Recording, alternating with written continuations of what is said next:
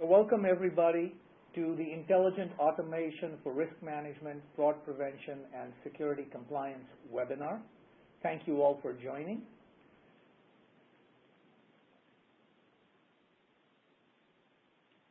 So the reason for this seminar, this webinar, is that there is a bunch of really interesting trends that are taking place in the whole space where the intersection of financial requirements, new technologies in the cloud, including the standard cloud web-based capabilities, containers, and a whole bunch of new technologies that are coming online, and regulatory compliance come together in a very, very interesting way. So I'm the CEO of Raxak, and we are in the space of cloud compliance management, particularly from the perspective of security. And in this space, for the last several years, we've been noticing a very interesting set of dynamics that are taking place. First of all, I think there is a very large community awareness that's coming into play that says that security in the past or compliance in the past has pretty much been a reactive activity. Incidents happen, new threats come online, and you react to it, as opposed to changing to a proactive stance where you do everything possible from day one, from the design, the architecture, the capabilities that hardware and other technologies bring to you, and deploy them in a way that by design you are secure and compliant, right? So that's new thinking that is emerging in this space. And this is becoming particularly important because of the dynamics of the cloud. The second is that from our customers, we hear consistently that compliance and risk management turn out to be a very significant chunk of their operational cost. And in particular, as the cloud, which is supposed to bring down the operational costs and improve the dynamics of your systems, come into play, those extensive costs, 40 to 60% of your operational costs, start dominating the equation, destroying the value proposition that clouds were supposed to provide in the first place, right? And the solution to this is automation, and that's an emerging thought that's now pervading this industry, is how can we automate risk management and compliance, and you'll hear more about that today, right? And the third piece is that as these new technologies and these new dynamics come into play, regulators have also to buy into understanding what the implications of these technologies are, such that the things that we do as developers and as IT professionals, or technologies that we bring to bear, including big data, analytics, everything else, can be approved by the regulators and allow you to put that into practice, because there's no point focusing on development that cannot find a straight path into actual operational use. Next slide. So to talk about this, we have a really fascinating panel that we've put together. Sanjay Modi, former senior operations executive at Silicon Valley Bank, Bank of America, JP Morgan Chase, has a huge background and knowledge in the space of operations from a financial sector perspective. Robert Mark, who was the CEO of Black Diamond Risk Management, former Chief Risk Officer at Canadian Imperial Bank of Commerce, brings a tremendous amount of expertise looking at risk management, both from the perspective of the users as well as insights into how regulators and others view the aspects of risk management. And finally, we have Shirish Netke, the CEO of Ambaroon, a big data company, a fintech company in its own right, which is facing these issues both from an infrastructural perspective as well as from creating tools that help with the automation and management of risk. So the interesting dialogue we hope to have, based on the 3 points we talked about earlier, is how all of these communities come together, how all of these dynamics can be addressed, and what we as a community overall can do to drive the acceptability of these technologies, to drive the requirements as well as the regulatory aspects of this, and make risk and compliance much, much better across the board. right? So that's the discussion we hope to have. Please join in. There is a hashtag on Twitter, InnovateRegTech. Please put your comments on there, put your questions on there, or use the tools of Bright Talk in order to submit questions. We'd love to have you in the dialogue. Next. So what we're going to do, the four of us, I will start, and then the other speakers will each have a couple of slides to kind of set the stage from their perspective, and then we will go into an open dialogue. Next. So like I said, from a Cloud Raxak perspective in the financial industry, we look at cloud security requirements. We look at what's happening in the dynamics of the cloud and the build-out of architectures that span everything from traditional IT to hybrid clouds, where hybrid means not just on-prem versus off-prem, but multiple off-prem public clouds. And how, as a user base in the financial industry, we can take the regulations and the regulatory requirements for compliance and security and make it uniformly applicable across the entire base of computing at the dynamics of the cloud, where you're spinning up and down workloads over time, and nothing that you do is locked in for a long period of time. That's what we are focused on, and that's where we are learning about this whole issue of automation and the needs for automation and the needs for extremely rapid deployment of technologies and while still remaining regulatorily compliant. Next slide.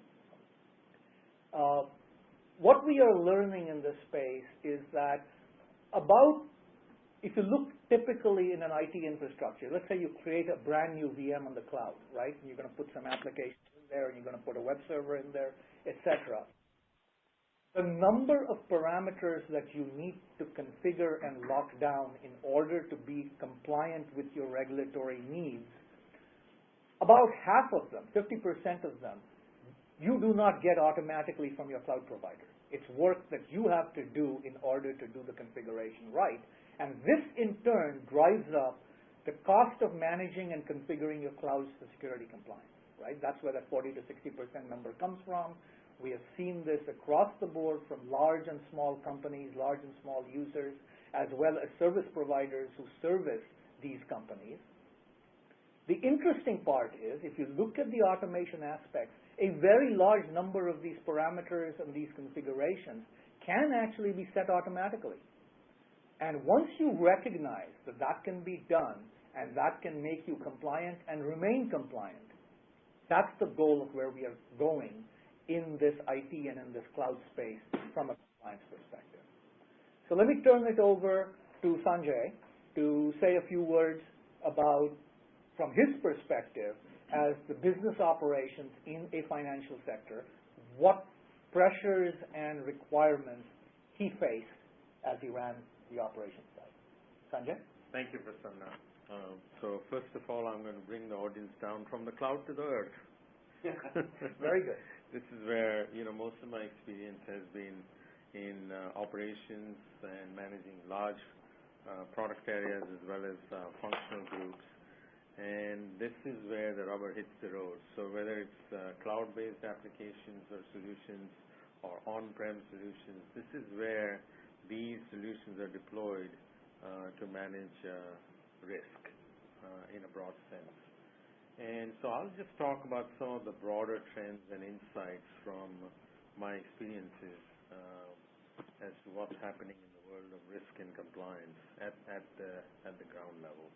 First of all, I think it's no surprise to anyone on this, anybody on this audience that the regulatory and compliance burden is increasing tremendously in the financial services industry. McKinsey did a study not too long ago, and they surveyed the top 20. In fact, they looked at the data of about top 20 U.S. and European banks. And what they discovered was from the years 2009 to 2014, their operating income have declined by 10%. Their credit impairment costs have come down steadily, but the fines and settlements that they've had to pay to regulatory agencies have gone up by 44%.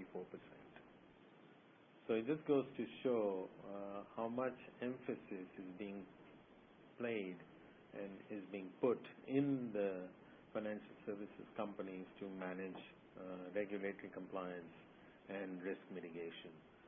Another example is there was another study, I think it was a Wall Street Journal article that talked about how Morgan Chase alone have shifted, how many jobs have shifted into managing compliance.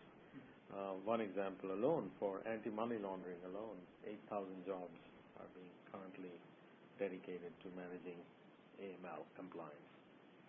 The other broad trend is that the compliance role has changed at the ground level in the bank steadily over the years, but particularly after the financial crisis. Compliance was typically an advisory function in the banks, where people like me would go and talk to them, and they would advise us on, what the regulations meant and how the house and the actual compliance was then left to people like me to actually get it implemented. Well, that role is shifting a lot. The regulatory expectations for compliance as a discipline have shifted, where they are being required to take active ownership of risk identification, assessment, and monitoring. Right? So in the past, the regulators always focused on the outcomes, saying this is the outcome we want from this regulation. Now the compliance functions are also required to show them a roadmap on how they will get to the outcomes. So there is a very active compliance role, hence the increase in resources and costs at the banks and financial services companies, where compliance role is getting more and more pronounced. The other outcome clearly is, this kind of shift towards regulatory compliance and risk disciplines is crowding out other investments. And in fact, the market pressures to go to time to market, to address time to market, to address agility, to have the consumers now demanding that solutions run on any devices at any time, is pushing banks to look at different creative solutions. Cloud technology being a prominent one, because they are burdened with legacy costs, they have pressures to reduce total cost of ownership of technology. So this is, in fact, pushing the banks to look at alternatives such as cloud-based technologies, right? However, one other casualty of this trend also is that the underlying processes and automation for processes still lag behind, right? It's just things are getting crowded out from a prioritization perspective.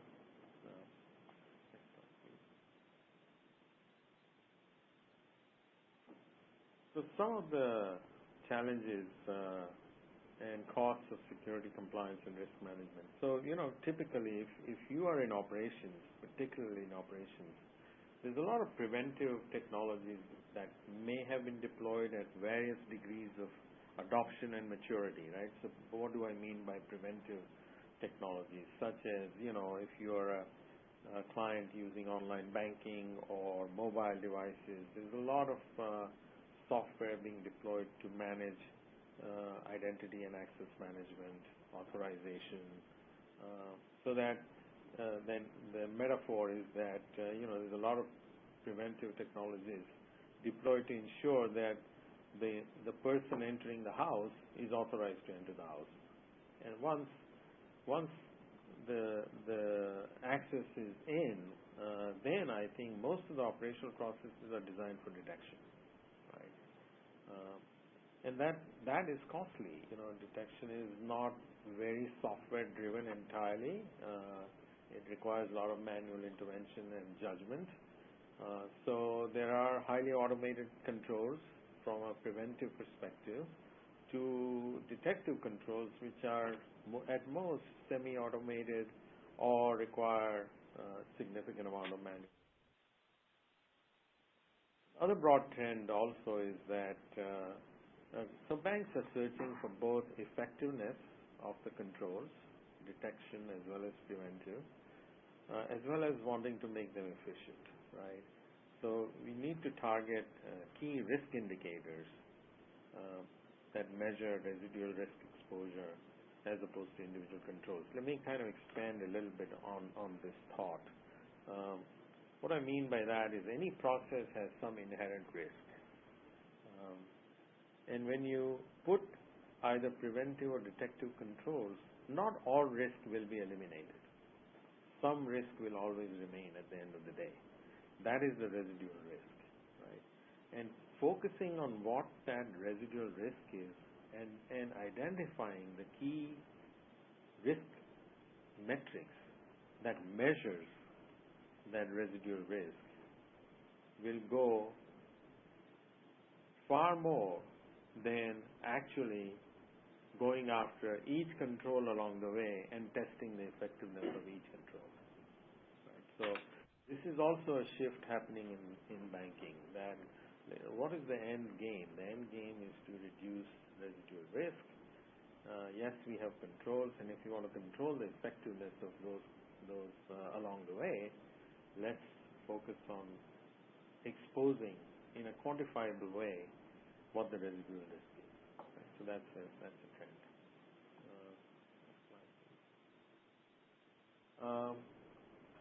So where does automation come into play, right?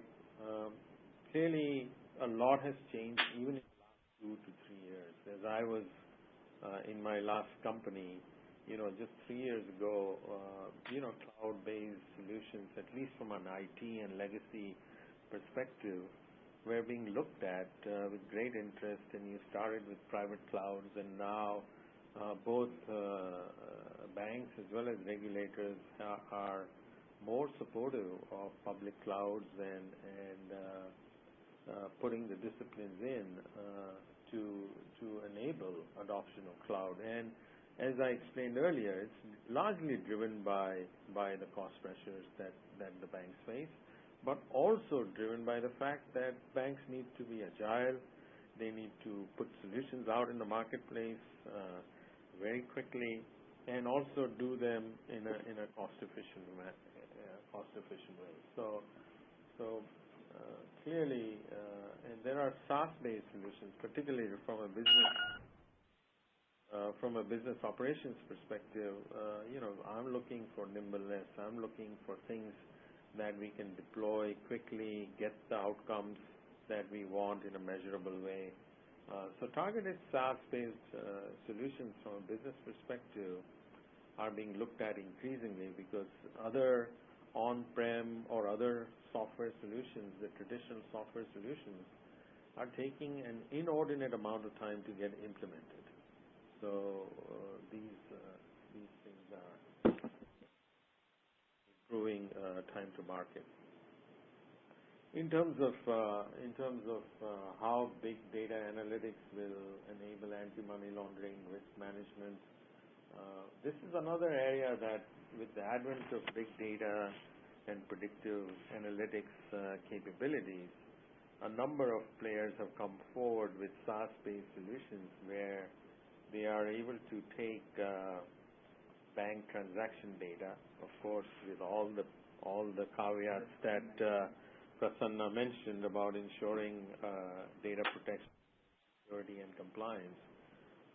But they are able to provide outcomes and visuals on fraud and anti-money laundering kind of exposures that were heretofore not seen, right? Because they were really typically based on in-house software that were rules-driven, and now these technologies are bringing a combination of in-house data versus external data, plus machine learning capabilities. So it's really come together to what I call to form a lethal weapon, right? To provide banks the insights into managing and mitigating these risks. So. Good, excellent. I mean, that sets from a user perspective, what banks live with on a day-to-day basis. Right. And I think that's a very good segue, talking about the risk and the residual risk, A very good segue to Bob Mark, Chief Risk Officer, to give the perspective on how risk experts view this whole issue. Bob, over to you. Very good, very good. Good to be here, everyone. So let's start with this idea of what is risk management. Let me give you a Chief Risk Officer perspective at a Tier 1 bank. First of all, it's worthwhile knowing that these risk groups are very large. So a risk group at a Tier 1 bank would have 1,000 people in it. You would have a lot of analytic talent in the group. So you have a centralized analytic group. You have analytic skills in each of the various sides of risk management, the market risk side, the credit risk side, the operating risk side, and so on and so forth. So you can figure you have between 150 PhDs and maybe 200 PhDs. These are very large groups who welcome applications of new analytics on top of new technologies. And if you take a look at this chart has three dimensions to it. One dimension is the risk policy dimension. The other dimension is the risk methodology dimension. And the third dimension is the risk infrastructure dimension. So how do you know that you have a high quality risk management, and how do you know that the risk culture is right? Now, if you keep in mind that from the perspective of a CRO has multiple stakeholders, so you have to benchmark the quality of what you do from the board perspective, from the executive team perspective, the business team perspective. The goal is to achieve superior risk-adjusted returns. How do I control my risk and at the same time generate sufficient returns? So you need a strong risk culture, you need strong risk standards of practice, and your sophistication can be benchmarked in terms of these three dimensions, the policy, methodology, and infrastructure dimension. So let's take a look at some of the items here in the policy dimension. If you can imagine, one of the jobs of the Chief Risk Officer is to make the risk transparent. You need to have a tolerance of risk that you're looking at. So let's say you want to take on so much risk in terms of the security dimension, say cyber risk that we've been talking about, security risk, and you want to disclose the amount of risk you have in the various types of risk that could take place, which again are market risk, credit risk, operational risk, business risk, reputational risk, and so on and so forth. And a key aspect of disclosure is to really uncover the unknowns. You don't want to be operating blind. So you have various measures of risk as we move over to the methodology dimension, which calculate the risk, let's say in normal markets. For example, how would you calculate the risk of AML? How would you express it? What would you show? How would you visualize it? And then once you calculate that risk, the question is, how would you stress it? How bad could that risk get in very complex stress markets? So you would need to do that. By the way, it's important to stress test your risk, not only to know it for yourself, for economic reasons, but it's required from regulatory reasons itself. And then what sort of tools will you use to calculate certain anomalies that you might see in your business? And then you want to look at performance. How well did you do at the end of the day in terms of calculating your risk-adjusted returns? Now, if we move to the infrastructure dimension, you can see you can ask a lot of basic questions. What's the quality of people in your organization? What's the quality of the operations? What's the quality of the technology? And what's the quality of the big data that you have? And by regulation, you have to show that you do have an efficient and effective approach to manage your big data.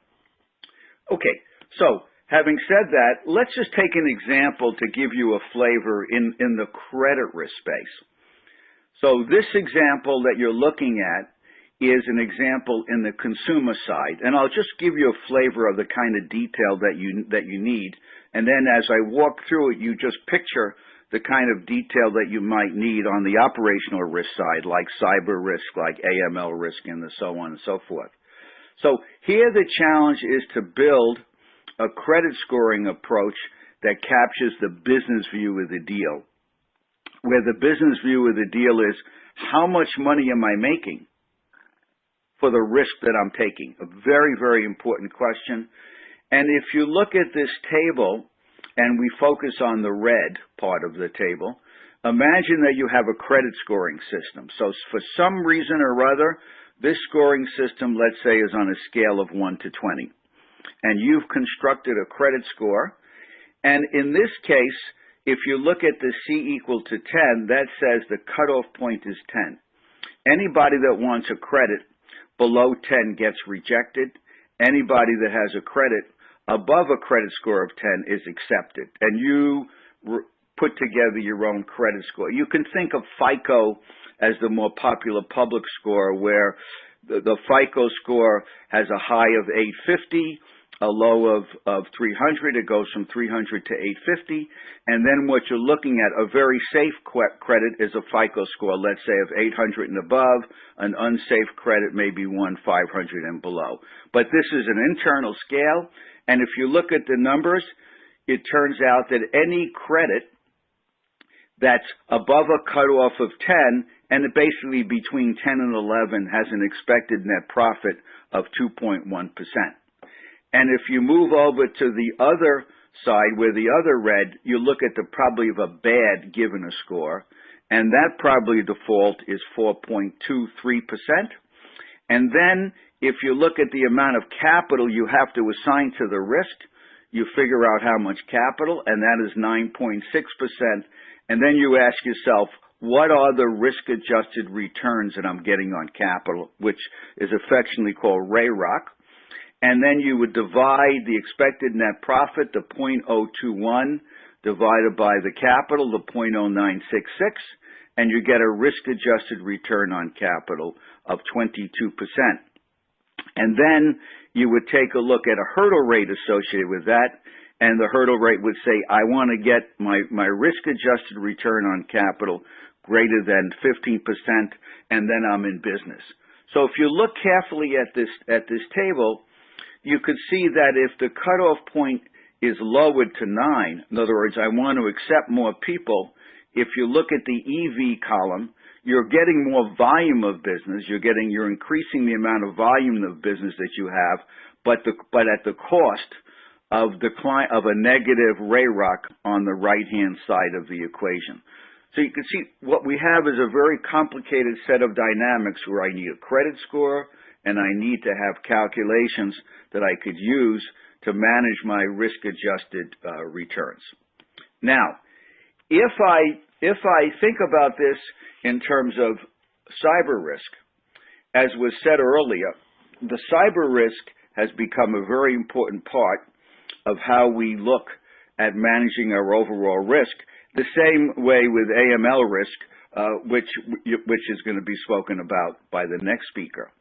So if you take a look on the left-hand side and you think about what happened in the financial crisis, by the time we got to 2007, we began to see significant declines in home prices. Black swans arrived where events happened that we didn't expect and were low probability events. We saw that there were unprecedented market disruptions. Risk models began to break down. And here's the key point. The measures of risk were faulty in stress markets. They didn't mean as much as they otherwise would mean because a lot of the assumptions that were built into those models to measure risk broke down.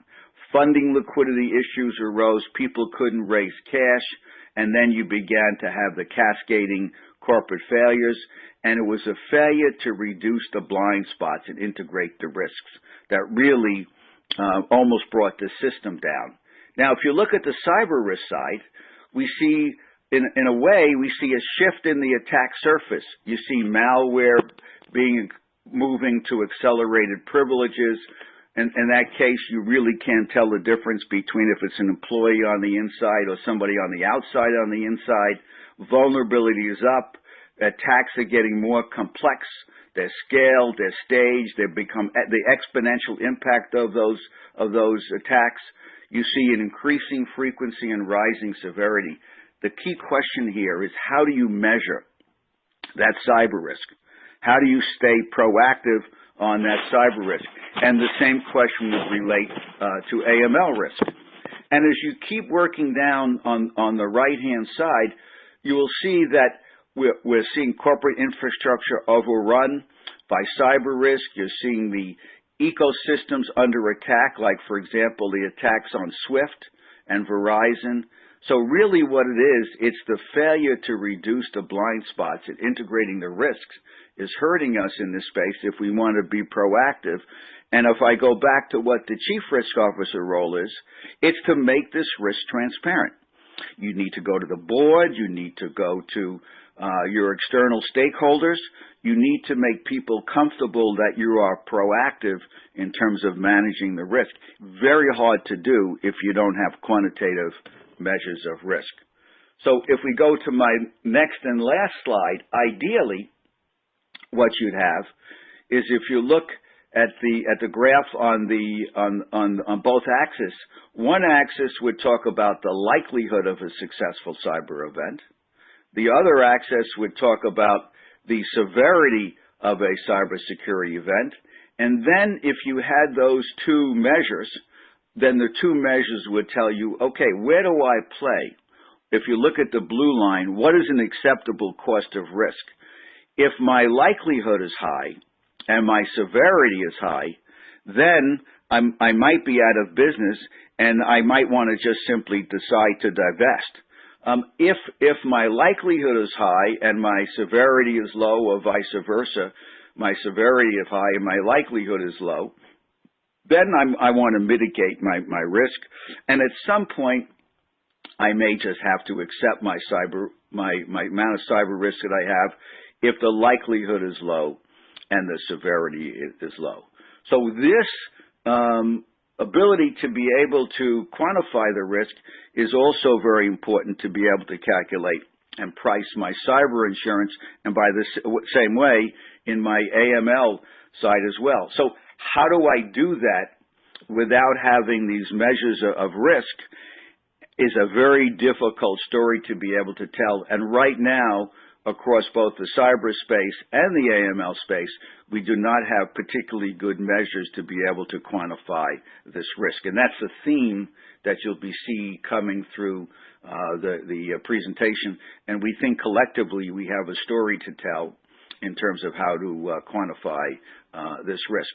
So the last point I'll make before I turn it over to Shirish is that, as I said, we have measures of market risk, credit risk, and operational risk. All these risks under a regulation called Basel have to be quantified and capital set aside to be able to manage these risks. So not only is this important to be able to calculate the risk from calculating cyber insurance and so on and so forth, you must do it by regulation, and we'll come back to this point later on. So now I'll turn it over to Shirish. Yeah, thanks, Bob. So this is Prasanna again. Just a very quick logistics check here for those who may be having difficulty listening to the speakers on the Bright Talk channel. Try switching to the telephone link. That seems to be working very well right now. And again, as a quick reminder, #InnovateRegTech. Please feel free to comment or ask questions, or even let us know if there are issues with the audio. Okay? So with that, let me turn it over to Shirish, so that the CEO of Amberoon, to talk about big data and the ways for automating risk management in the space that he looks at. Thank you, Prasanna. Actually, that was a very good perspective from three very different points of view, which is Sanjay, Bob, and Prasanna on how the problem is defined. And I'd like to sort of address it from our approach to this problem from the point of view of these, I would say, called three stakeholders. From the point of view of Sanjay, my big takeaway from his comments was a lot of them in fact, but the most important one I would say is effectiveness trumps efficiency. That's kind of a critical to any solution that you offer to the to risk management. The other big takeaway I have from Bob, and I'll go into more detail, is that you have to know your risk, and in order to be able to manage, you need to be able to monitor and measure first. All the stress testing and all that stuff is really important. There's no point talking about risk unless you're talking about it in the context of being able to measure and monitor as well as measure it. And from Prasanna's point of view, he gives a very important input to our solution, which is that from a technology point of view, it is mandatory to automate the solution and also to do it in a proactive manner. So what we've done is we have tried to take inputs from, let's say, stakeholders in the industry like Bob, like Sanjay, like Prasanna, to create a solution for risk management, which is what we like to say is uncovering unknown risk. And you see a quote here from Colin Powell, which, and I'll read out to you. It says, just tell me what you know, tell me what you don't know, and based on what you really know and what you don't know, we'll tell you what's most likely to happen. This kind of a very simplistic representation of what Bob defined in very quantitative terms, but the reality is, from a practical point of view, we want to know what's most likely to happen when we need a very quantitative and rational basis for it. So with that kind of idea in mind, our solution focuses on three very, very specific items that are pertinent, in our case, to our customer community, which is AML, and that is digging deep. These are the 3 points of failure, the 3 points of pain that we see in the banking community right now. One is focused customer due diligence. The second is dynamic risk assessment, and the third is the oversight process. And that is, we think, can be facilitated through a technology approach to risk. Now, let me sort of dig into this a little bit more deeply. If we were to go into the next picture, see, one of the things that Sanjay mentioned is that we want to be able to look at risk management from the point of view of automation analytics. And he mentioned a very important thing. He talked about human intelligence and machine intelligence. And what we are trying to do is we're trying to combine human intelligence and machine intelligence to create the best result. And the good news for us is that machine intelligence or machine learning has now evolved to a point where it can offload a lot of the work that has been done by human beings. Now, what does that really mean? What that means is you can scale your risk management process based on technology in ways that was never before possible. And that, I think, is the big breakthrough of 2015, 2016, and the last 4 or 5 years. We want to be able to leverage that to the hilt. The other aspect of it is that, and I think Bob mentioned this earlier as well, he said that it's not, and I think as Sanjay did as well, it's not sufficient to say that your risks were covered about 1 year ago, 2 years ago, 3 months ago. We want to have a dynamic assessment of risk, and that is possible only if you take into account current data. And again, that again is possible because of machine learning. You have to have an algorithm or a system or a machine which actually learns on the fly and is able to give you a latest assessment of risk. So if you remember in the good old days, that's 20 years ago, the big deal in automation was workflow. And workflow, that means automating a process. Now, the big deal right now is automating the automation. And what does that mean? That means the process has to change. The process keeps changing because the world keeps changing. And because the world keeps changing, the risk keeps changing. If you're not able to deploy a system in which the process is also dynamic, which means the way you assess risk is also not dynamic, it's not going to work. So automating the automation is what, in a sense, a very crude way of defining what machine learning does. So you cannot freeze workflow. You cannot rely on workflow automation. You have to go to the next step in terms of what you can do with it. So that's kind of an important aspect of what has to be done. Now, our solution, I mean, what we try to do is we look at a pattern. Then you can see the kind of pretty picture you see on the right. The reason for putting those pictures is primarily to illustrate that in order to have a basic view of the, or rather to implement an effective process as opposed to an efficient process, which Sanjay points out, you have to have a visual of the data, and we have extremely visual kind of methods to be able to do that. And it's not to put a plug for what we're doing, but essentially visualization of the and a view of the process is kind of essential to be able to manage risk, because risk is dynamic and you should be able to see it as it comes along. Now, and I guess needless to say, under the hood there is a lot of complexity in being able to pull this off, being able to pull off the requirements of Sanjay, requirements of Bob, and also the availability of technology from Prasanna and a lot of other technology vendors. One of the things that we are able to do very effectively is leverage the automation. So a big part of our security compliance, or I would say security threshold, is met through an automated process which Raxak provides. So that sort of is what I would have to say. I would say in conclusion, from a quick conclusion of the message I'd like to drive home, is that technology makes it possible to do things right now which was impossible to do just 5 years ago. Now, think about that for a moment, in terms of risk thresholds, in terms of processing data, in terms of being able to catch the bad guys versus not being able to catch the bad guys. And in our line of work, we talk about having the ability to catch the smart crooks and not the dumb crooks, because the crooks are really smart. If you're not able to catch them, that means your technology is good enough. So what we are saying is technology today is able to catch the smart crooks, and it's getting smarter by the day. Thanks. So thank you, Shirish. Very interesting. So if you looked across the set of speakers, I think there's a few trends that have emerged in the words that people use consistently. There's the whole issue of automation. There is the whole issue of managing technologies that you use to deploy and gain speed and effectiveness in what the operations side needs. Bob put forward a very interesting way to think about risk and quantification of risk, and Sanjay alluded to that as residual risk and understanding what residual risk is left. And Shirish said this whole issue of bringing big data and analytics to bear so that collectively we can understand what the risks are and be able to deal with them in a dynamic and changing environment.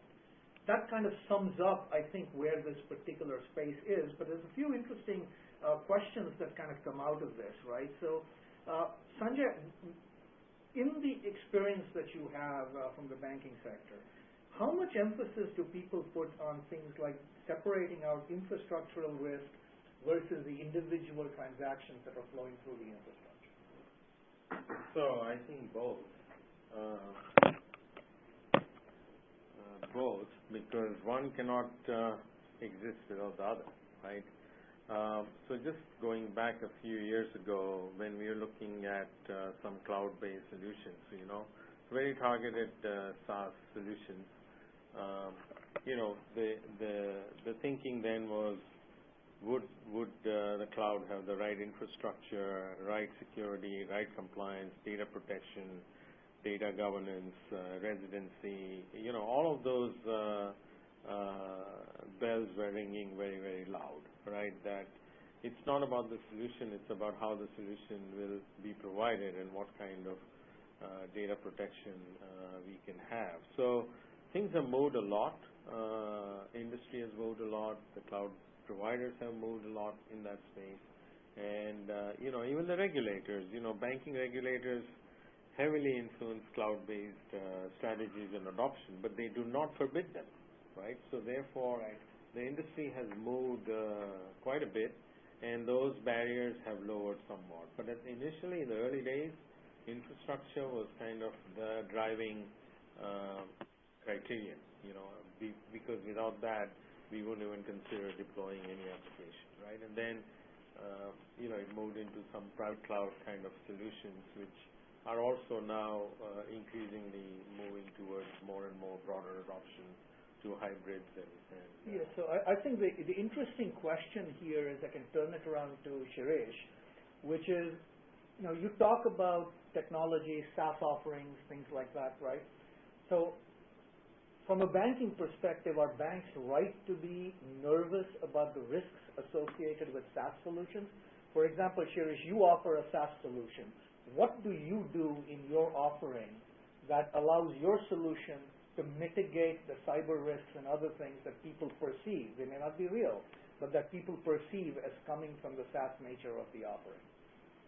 Actually, that's a very good question, Prasanna, and I'd just like to acknowledge the position that Sanjay has mentioned as well. What we do is we go through a checklist of what people are looking for in terms of regulatory compliance. It's FFIEC compliance or SOC 2 compliance and vulnerability assessment. So we have a checklist which banks are accustomed to going through related to regulatory compliance in the first place, and it's taken us a while to build up the infrastructure to do that, but we are able to achieve that, and that sort of mitigates the risk from a sort of ticking the box approach. But there's another aspect to it, which is the mindset or the mental, how should I put it, context where SaaS is considered by some people is considered as a risky venture.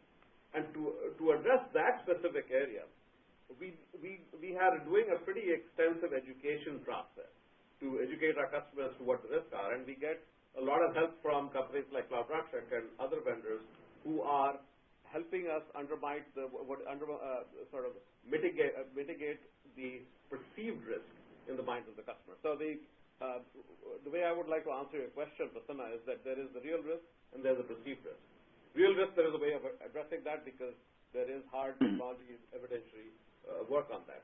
The perceived risk is something which requires an education process, which we are investing in with every customer we go to, and we get a lot of help from that from the other software solutions that we work with. Yeah, very good observation. But let's use that as a segue, because I think the stuff that Bob talked about in terms of quantification of risk, you have to obviously quantify the real risks, you have to quantify perceived risks, and in particular, as technologies such as SaaS and containerization and all kinds of other things that are happening that allow you to develop and deploy new solutions come online. Bob, what views do you have on keeping up with the evolution of technologies and putting that into the framework that you had for risk computation and risk management? How do you make that happen when there isn't enough experience base out there from which to derive those numbers? Well, that's a terrific question. If I step back a bit and I talk about what is it that risk managers are looking for in terms of providing solutions to the problems that they face, and I gave you a little view in terms of what that might look like. Risk managers really embrace technology. So, and why do they embrace it? They embrace it because they understand that any advanced technology is going to enable more sophisticated analytics. And I want to emphasize, if I think of the most important role of the chief risk officer, it's really to make that risk transparent, make sure that all the stakeholders that I mentioned understand the risk. So you're constantly on the lookout for embracing some new technology that gives you a competitive edge. And you ultimately know, once you embrace that new technology, that you're going to have to position it in such a way that it's understood not only by the regulators, but also understood by the stakeholders that you serve. So what you're really trying to do is you have a group within risk management which is constantly looking for new ways to express the risk, new ways to reduce the risk, and new ways to make that risk transparent.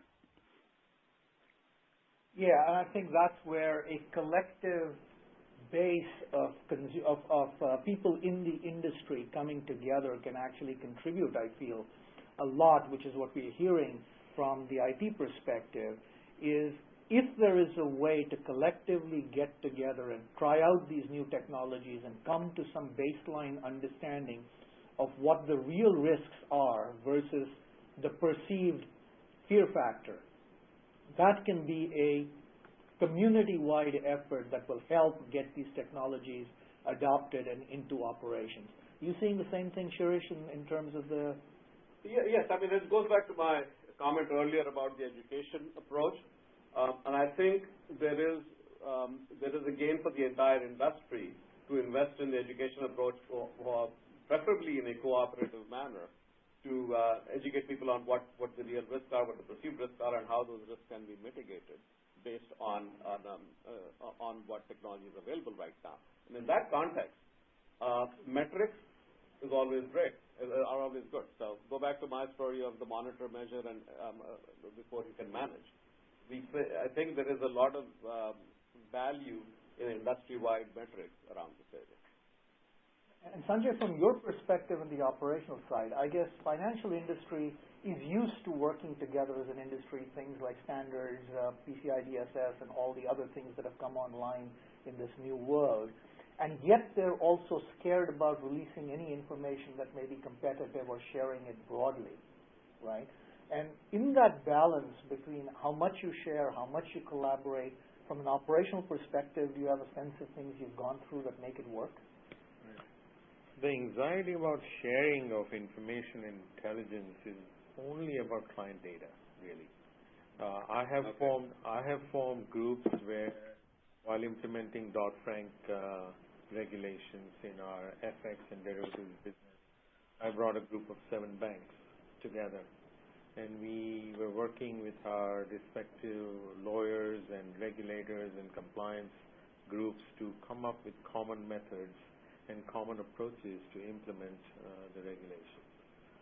Because once again, as I said, regulators provide you the outcomes and the end goal that they want to accomplish, but a lot remains to be done in terms of how you go about actual implementation. And this is where banks do come together in industry forums, in various groups, when we openly share and talk about evolving technologies, approaches, and methodologies. I don't think there is a major issue in terms of it's bringing the people together.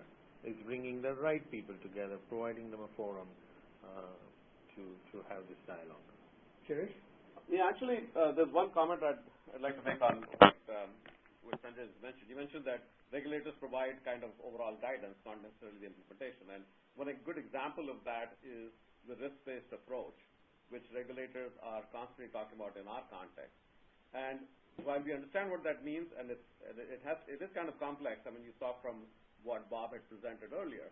I think it is on the onus is on the industry, the vendors, the people who are big stakeholders, to actually translate what that guidance of risk-based approach means into actually operational metrics or operational implementation. Just like Sanjay mentioned about bringing the cloud down to earth, it's kind of important to bring the high-level guidance down to earth and implementable, and the monitor manage level. So again, metrics, measure, monitor, and manage all over again. Right, and I think from what Bob, you were saying, such a group could probably create the right motivation to be able to go out and measure and start quantifying the residual risks and choices that one makes in the technology side that can then be a tremendous value for the risk managers as well as the operations side of the financial institution to understand and monitor the evolution of the technology, correct? Bob? One of the key points that when we talk about the various types of risk, as I mentioned, market risk and credit risk, you might describe as a financial risk. Operational risk are the kinds of risks that we've been talking about, AML risk, cyber risk, and the like. In the case of operational risk is the least well measured of all the risks. We have very sophisticated measures of financial risk. And the industry, the chief risk officer community would welcome very much forums, places where you have a group coming together to provide information on either AML risk, cyber risk, risk in the cloud, and so on and so forth, in such a way if they could make that forum produce white papers, produce information that would make the risk community feel more comfortable in terms of understanding and benefiting from that community, that would actually be very much embraced. And remember, at the end of the day, the regulator who has to approve all of these tools needs to be educated on how to approve, because the regulator has limited resources in terms of being able to sign off on things. So it all works amongst all the stakeholders if you pull these groups together in a value-added, constructive way. Thanks, Bob, and I'd really like to thank the entire panel. In fact, this has been a fascinating discussion in the sense that what we are seeing in the IT space, operations perspectives that Sanjay brought to the table, the risk management perspective that Bob brought to the table, and what Ambaroon and Shirish face on a daily basis in building tools for risk management in a SaaS model and getting them out, I think come together in a very, very interesting way. So I think one of the things to summarize, right, so if you look at how all of these spaces are coming together, there is one thing that came across in this talk very, very clearly, is that coming together as a community, sharing best practices, looking at and monitoring and quantifying the risks and the residual risks that are left when we work with these new technologies, educating the regulators collectively as opposed to individually, is probably one of the sets of things that's going to make all our lives easier in this space. So what I would like to do is, first of all, thank the participants, Sanjay, Bob, Shirish. Thanks for coming. For all of the audience, if there is anything you want in terms of a follow-on, the slides will be available. And if there are more follow-on questions that you have, please feel free to contact us. But I will leave you guys, everybody on the call, with one call to action.